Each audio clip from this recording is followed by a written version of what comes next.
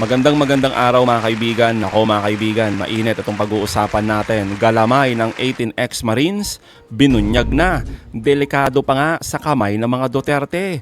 At Marcoleta, nalantad ang baho. Grabe mga kaibigan, durog sa kahihiyan itong si Piluka matapos nilantad ang baho. Mula sa pagiging tsinador, protektor ng mga Diskaya at Duterte, kabalbalan sa kanyang salin at sose, abay makapal pa din ng muka, hindi talaga mauga. Pilit pa din at gusto pang bigyang pansin na dapat daw magkaroon ng Senate hearing tungkol sa pahayag umano ng mga ex-marinos tungkol sa maleta. Kaya naman, bineltahan ang kabalbalan ng grupong Duterte at galamay ng ex-marinos, nilantad. Nako, abangan nyo po yan. Talagang lubog sa kahihiyan at mananagot talaga ang grupong Duterte. Pero bagong lahat, pakilike muna ang ating video, pakishare na din po at subscribe na po kayo sa ating channel. Unahin na po muna natin ito mga kaibigan, kung sino nga ba itong mga galamay ng mga ex-marinos. Pakinggan po natin to. Natukoy na ng National Bureau of Investigation ang nag-recruit umano sa mahigit 100 security personnel ni resigned Congressman Zaldico, kabilang ang mga nagpakilalang 18 ex-Marines na naghahatid daw ng male-maletang flood control kickbacks sa mga politiko. Ayon kay NBI Director Melvin Matibag, isa raw itong retiradong general galing sa Philippine Military Academy Batch of 1975 at posible ring maipatawag ng Bureau. So yung 103, ni-record ng retired general na to. At meron po kasi mga storyang lumalabas na they're supposed to be employed for the period of 2 years. Pero naputol nga dahil wala na nga si Zaldico. Una na ring sinabi ni Matibag na 8 sa nagpakilalang 18 ex-Marines ay hindi naman daw naka-assign kay Ko. Kinumpirma raw ito ng isa sa mga sinubpina sa investigasyon na hindi muna pinangalanan ng NBI. Inaasahang haharap sa NBI ang mahigit 20 personalidad na ipinatawag ng ahensya. Bukod sa 18 ex-Marines, kasama rito ang abogado nilang si Attorney Levy Baligon, si dating Congressman Mike Defensor at asawa nitong si Julie Defensor. Sa Biyernes, March 13 naman daw inaasahan si Bishop Ephraim Tendero na siyang pumirmang witness sa joint affidavit ng umano'y bagman ni Ko. Una na ring nagpaliwanag sa NBI ang abogadong nagnotaryo sa joint affidavit na si Attorney Charlie Pascual. Wala raw siyang kinalaman sa laman ng dokumento at ginawa lang ang kanyang trabaho. Mga kaibigan, tama talaga no? Itong si former Senator Trillanes, planado ang lahat. At grupong Duterte ang may utak. Kaya pala mga kaibigan itong si Marcoleta, gustong idaan sa Senado agad-agad ang maleta issue, di po ba? Itong maleta issue na dala-dala ng mga ex-marino.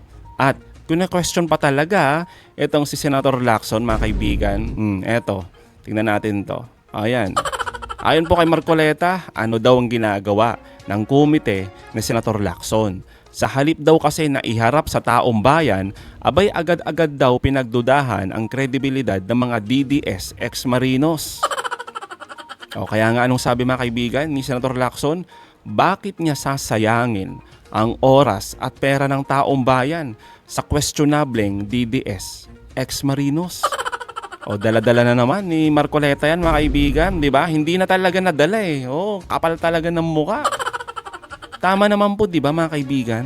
Amoy na ang pakay ay siraan ng gobyerno at paboran ng kanilang among si Sara Duterte. Dito nga sa gagawin na namang Senate hearing.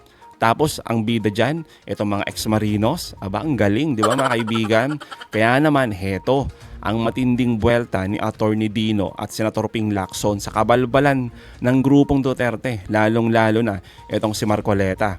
At mga kaibigan, itong ex-marinos, delikado talaga. Hindi sa kamay ng gobyerno, kundi sa kamay mismo ng grupong Duterte. Pakinggan nyo po to. Well, very clear, no?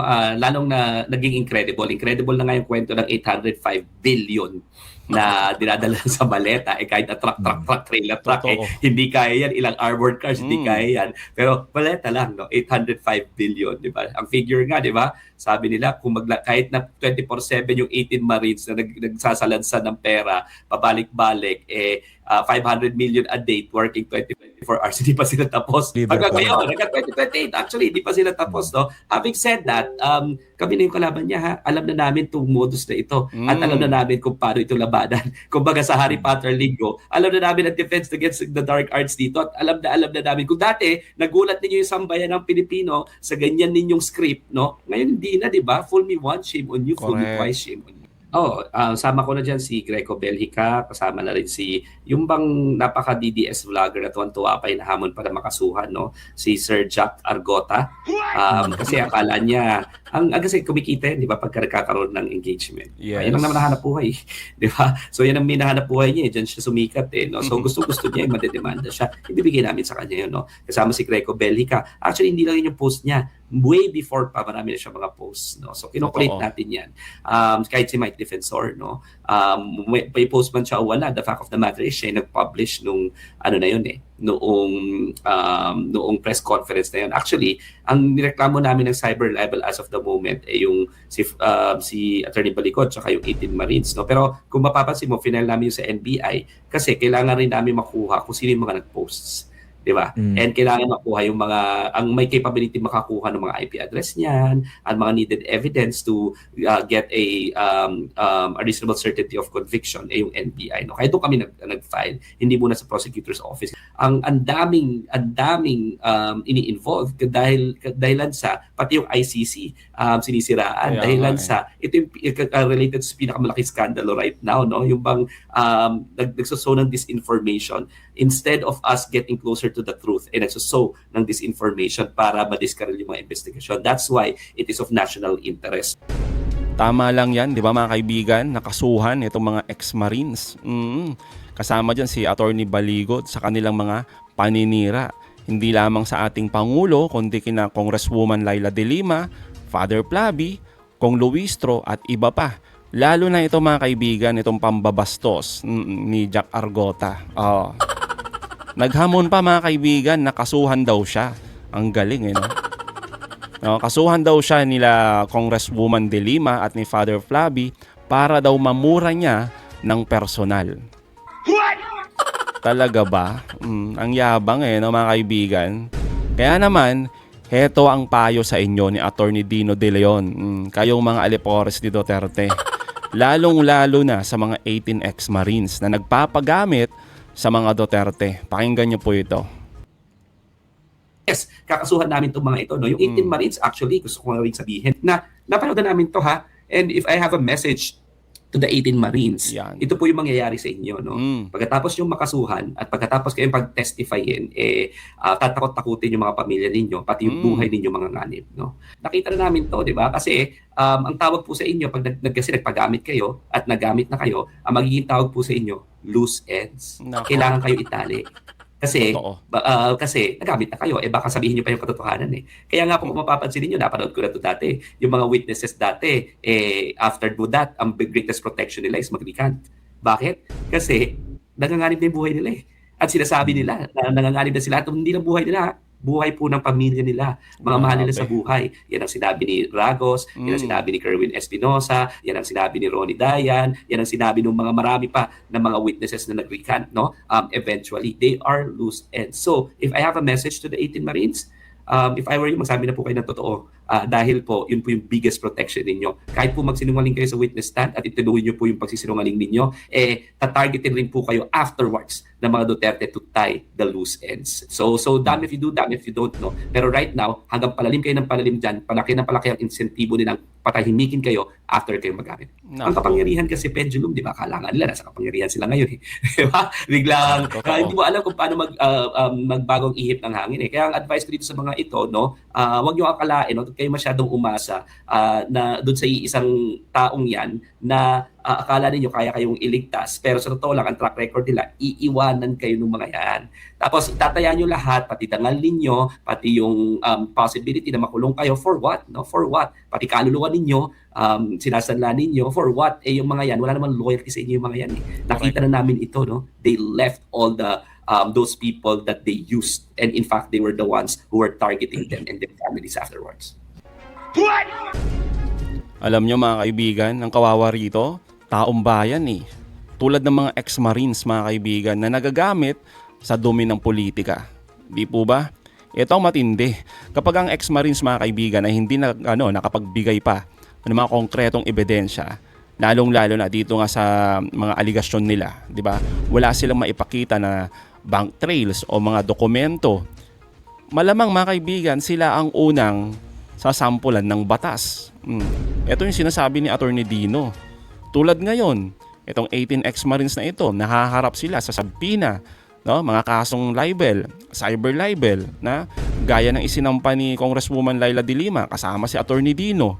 Ang tanong mga kaibigan, hanggang dulo ba? Sasamahan ba sila ng mga Duterte?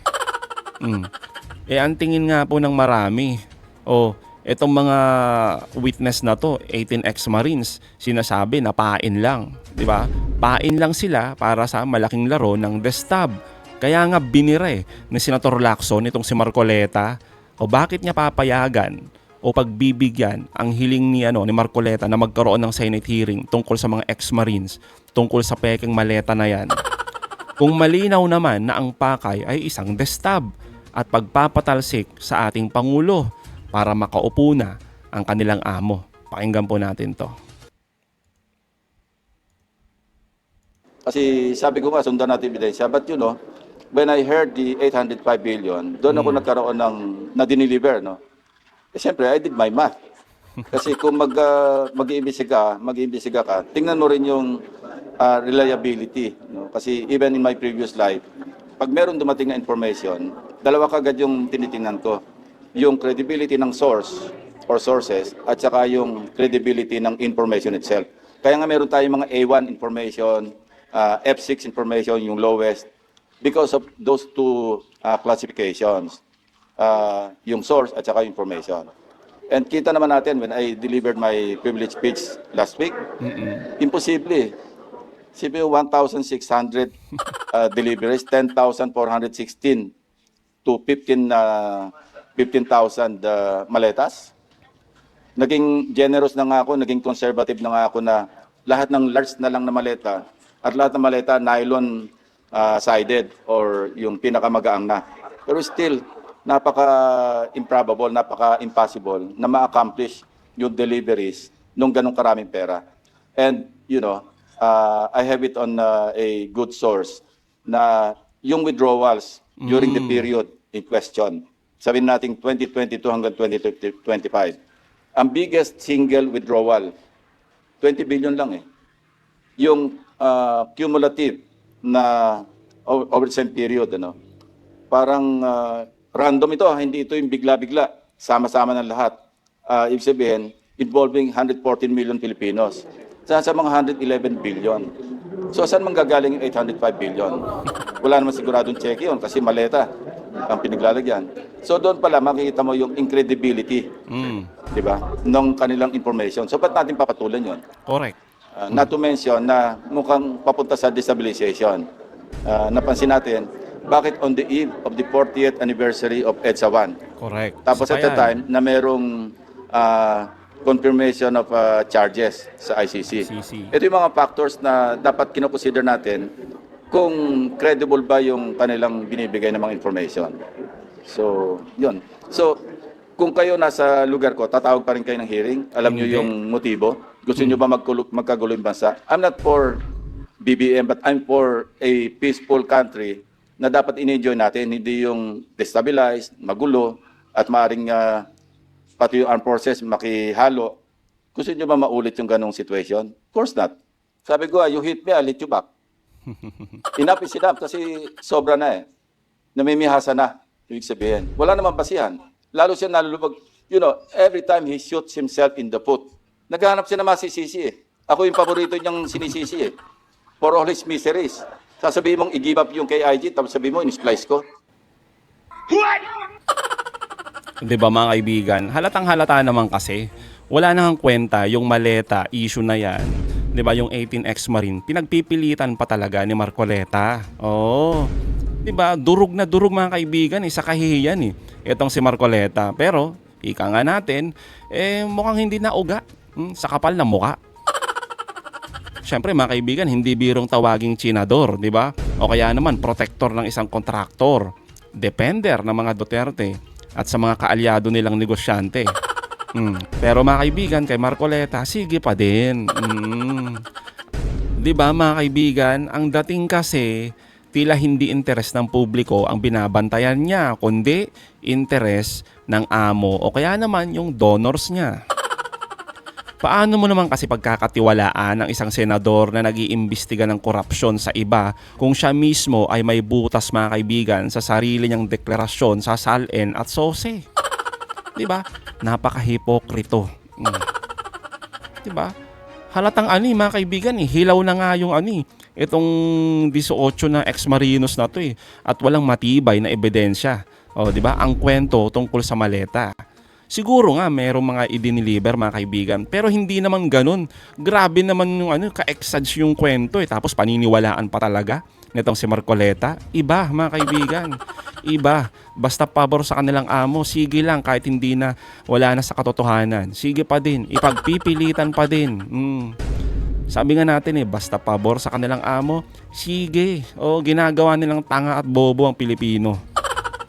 Hindi na po tulad ng dati nung panahon na 2016, 'di ba? Na panahon ni Duterte, gawa-gawa ng mga kwento, pinapaniwalaan ng bawat Pilipino. Ngayon hindi na ho Malabo na yung ganyan. Kaya nga sinasabi dito ni Senator Lacson, 'di ba? Itong paalala niya mga kaibigan, hindi lahat ng maingay sa Senado ay nagsasabi ng totoo, tulad ni Marcoleta mga kaibigan.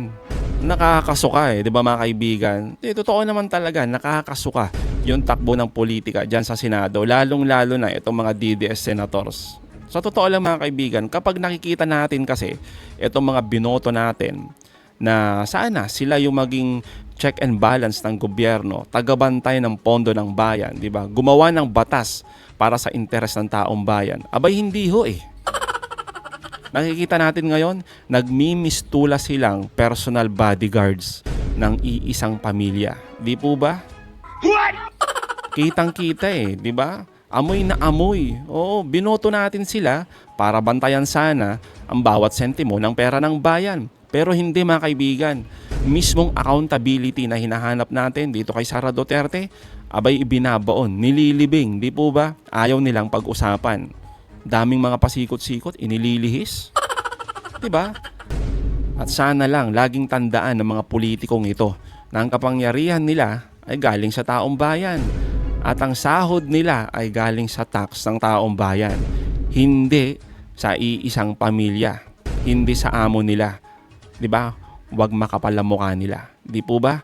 So mga kaibigan, anong masasabi niyo patungkol dito? Comment down below. Again mga kaibigan, huwag niyong kalimutan i-like at i-share at mga videos. Hanggang sa muli, kita-kita ulit tayo mga kaibigan.